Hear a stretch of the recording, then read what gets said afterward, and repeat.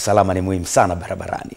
Tutazame taarifa nyingine ambako mkuu wa mkoa wa Kigoma Balozi Simon Siro ameagiza mgogoro wa ardhi unaowakabili wananchi wa kijiji cha Mpeta wilayani Uvinza mkoani Kigoma pamoja na mwekezaji wa kilimo cha mpunga kuhakikisha unamalizika mara moja baada ya mwekezaji kukiuka masharti ya kuwakodisha mashamba wakulima wadogo kinyume na maelekezo ya uwekezaji aliyopewa na kuzua vurugu. Kutoka Uvinza, Kadislaus Ezekiel na taarifa zaidi.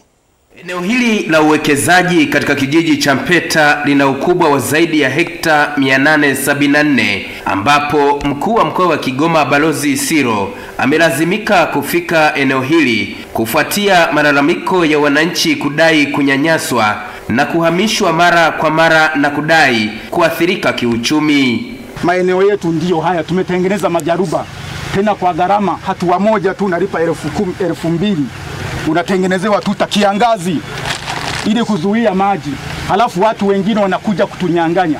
Haya maeneo yote tumenyang'anywa na wametunyang'anya wakagawana na wakaanza kukodisha kila mmoja. Tumehangaika mno. Kuanzia 2017 walikuja tena wakaanza vipimo vyao. Tulipoanza kuzungumza, Asita Nginga Mbokolo ni Boko Haramu na fulani ni Boko Haramu, Budite Boko Haramu, hawa kamatwe. Kaimu kamishna wa idara ya ardhi mkoa wa Kigoma Elias Mwazembe pamoja na mkuu wa mkoa wa Kigoma Balozi Simon Siro wakizungumzia mgogoro huo wamesisitiza kuundwa tume itakayofanya uchunguzi juu ya matatizo yote yaliyotolewa na wananchi, ikiwa ni pamoja na kumwajibisha afisa wa ardhi wilaya ya Uvinza anayetuhumiwa kula rushwa. Moja ya maelekezo ambao waliotoa viongozi baada ya kufanya tathmini ya migogoro tulionayo upande wa Uvinza, wakaelekeza halmashauri ya Uvinza itoe hizo hekta 5,000. Alafu halmashauri upande wa Nalco badala ya 6,000 zile eka itoe hekta 3,500 ili wananchi hawa walio kwenye maeneo haya wapangwe kwenye hayo maeneo. Hilo jambo ofisi yetu ya kamishna chini ya ofisi yako sisi tukafanya hayo, tukawatenga hayo maeneo kadi ya maelekezo yalikuwa yametolewa, tukamaliza tukakabidhi halmashauri ili waendelee na utaratibu wa kuwapanga.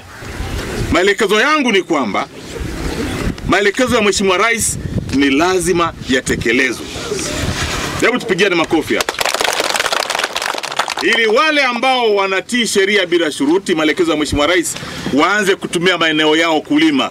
Na wala msimuogope mtu unasema nikienda kulima mwingine ambaye hataki kwenda atanizuia, ubavu huo hana.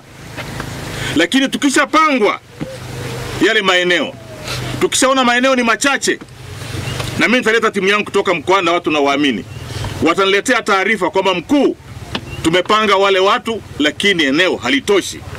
Mimi nitakuja kuzungumza na nyinyi sasa, eneo halitoshi, tuende kumuomba Mheshimiwa Rais maeneo kiasi gani? Kutoka Uvinza mkoani Kigoma, mimi ni Kadislaus Ezekiel. Shukran sana Kadislaus Ezekiel kutoka Uvinza huko Kigoma. Na mtazamaji, tunapata